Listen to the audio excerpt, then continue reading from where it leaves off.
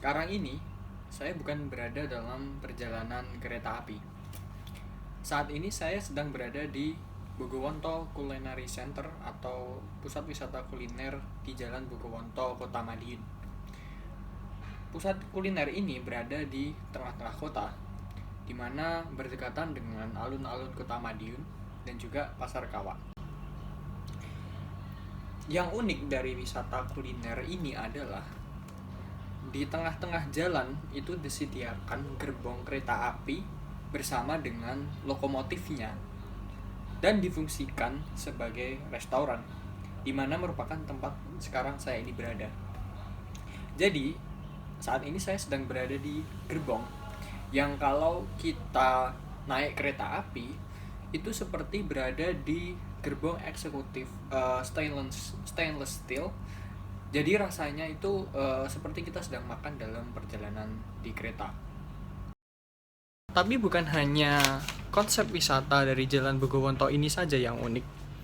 Pengadaannya pun cukup unik, di mana pengadaan dari BCC atau Bogowonto Culinary Center ini merupakan hasil kolaborasi dari 3 pihak.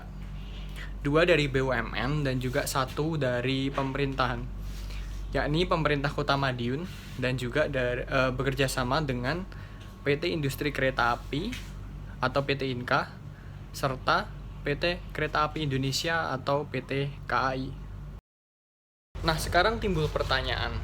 Yang pertama, bagaimana kolaborasi tersebut dapat terjadi?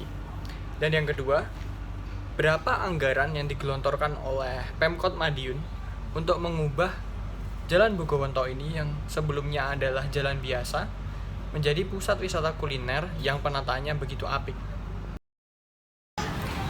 Jadi pada awalnya Wali Kota Madiun, Bapak Maidi, itu ingin menciptakan branding Kota Madiun sebagai Train City. Salah satunya dengan membuat sebuah konsep wisata kuliner dengan menggunakan kereta api. Nah, kebetulan Jalan Bogowonto ini dulunya dilintasi rel KA dari Madiun ke Ponorogo. Jadi dari masa kolonial sampai dekade 1980-an. Tetapi pada masa sekarang rel kereta tersebut sudah non-aktif dan juga sudah terbenam oleh jalanan aspal. Sebagai informasi, Jalan Bogowonto ini letaknya di tengah kota. Seperti yang sudah saya sebutkan sebelumnya, itu berjarak kurang lebih 50 meter dari alun-alun kota dan bersebelahan dengan Pasar Kawat. Jalan ini juga secara historis merupakan jalan yang ramai oleh aktivitas perdagangan. Ini masih bisa kita lihat dengan mengamati pada bangunan-bangunan yang mengelilingi tempat wisata ini.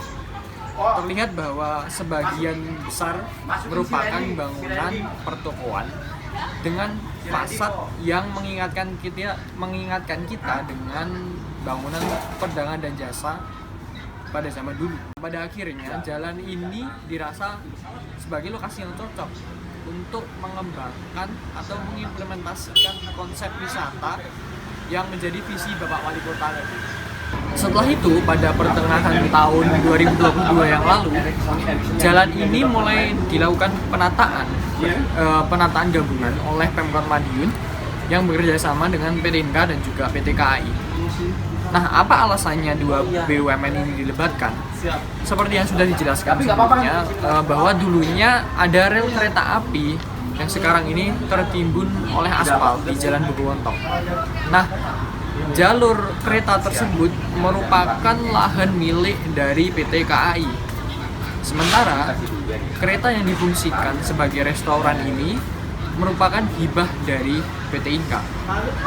Dan menariknya lagi, Pemkot Madiun tidak mengeluarkan anggaran sepeser pun untuk ekskavasi dan pengangkatan kembali rel kereta ini yang membentang sepanjang 190 meter.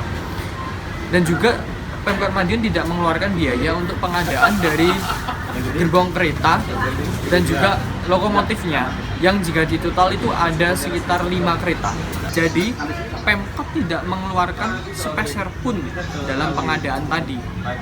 Kenapa bisa demikian?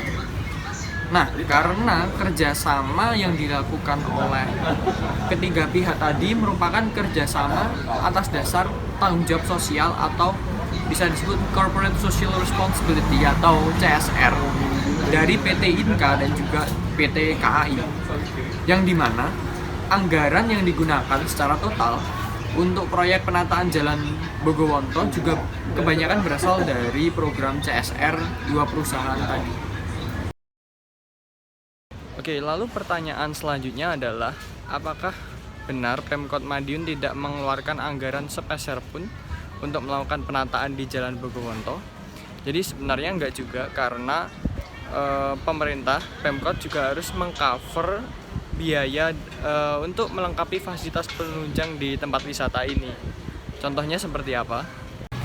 Nah, salah satunya ini, yang pertama itu untuk pengembangan jalur pejalan kaki yang dilengkapi dengan jalur pejalan kaki bagi penyandang cacat, yang dimana anggarannya itu dianggarkan melalui APBD dengan pelaksana adalah Dinas Pekerjaan Umum Kota Madiun. Nah, yang kedua ini ada pohon pelindung, di mana ini dianggarkan juga melalui APBD dengan pelaksana adalah Dinas Kebersihan dan Pertamanan Kota Madiun. Nah, kemudian ada di sini pengembangan pusat kaki lima, pedagang kaki lima, dan kawasan pedagang kaki lima. Nah, dananya ini berasal dari APBD dan juga dari swasta. Kemudian untuk pelaksananya itu ada dari Dinas Perindustrian, Perdagangan, Koperasi, dan Pariwisata. Kemudian ada dari Dinas Pasar, Dinas Pekerjaan Umum, Dinas Kebersihan dan Pertamanan, Dinas Pendidikan, Pemuda dan Olahraga, dan juga dari swasta.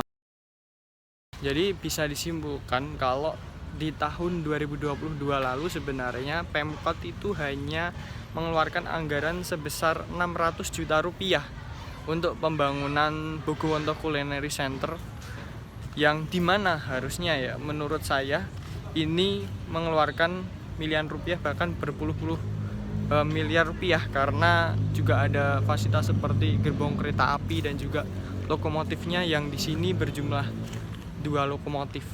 Jadi selain itu di tahun 2023 ini Pemkot Madiun juga sebenarnya merencanakan untuk penambahan fasilitas baru.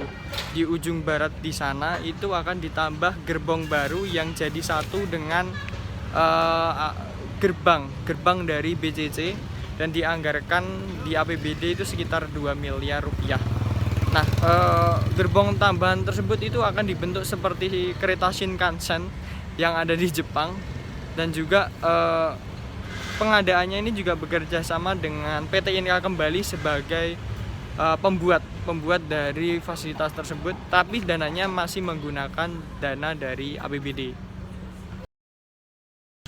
Oke, jadi menurut saya ini merupakan sebuah konsep yang menarik ya ketika kita berbicara mengenai pembiayaan pembangunan, di mana sebenarnya pemerintah daerah itu dapat melakukan efisiensi anggaran dengan cara menggandeng private sector untuk masuk ke dalam program pembangunan. Dalam hal ini ketika kita berbicara mengenai BCC itu menggunakan skema CSR. Namun kita sudah pernah melihat ya bahwa skema CSR ini juga pernah diterapkan dan juga berhasil. Contohnya di DKI Jakarta ataupun di Kampung Jodipan yang ada di Kota Malang.